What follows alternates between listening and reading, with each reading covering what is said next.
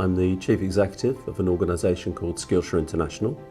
We are based in Leicester, but we work internationally in Asia and Africa on international development, working with communities and people who tend to experience disadvantage, marginalised groups. A lot of our work involves volunteers, and we have a particular programme and focus on sport and development, as well as a range of other initiatives on development partnerships. We face some challenges on our funding. One source of significant funding disappeared.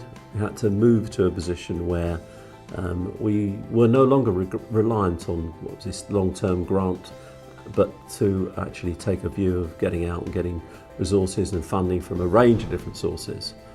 We had to refocus our work. We had to go through a new strategic planning process, and Paul seemed to me to be a really good person to bring in to assist us with that.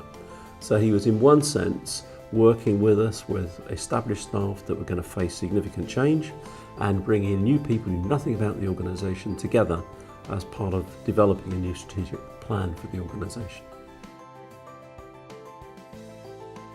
I think what he does well, and what he did well in that process, is he comes across as very genuine and connected to people, but he also was very positive, brought a lot of energy to the process.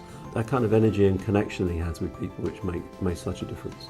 We developed a plan based on a number of different scenarios, which we were able to draw on over that period of transition. I think that's a sort of measure of the fact of his commitment.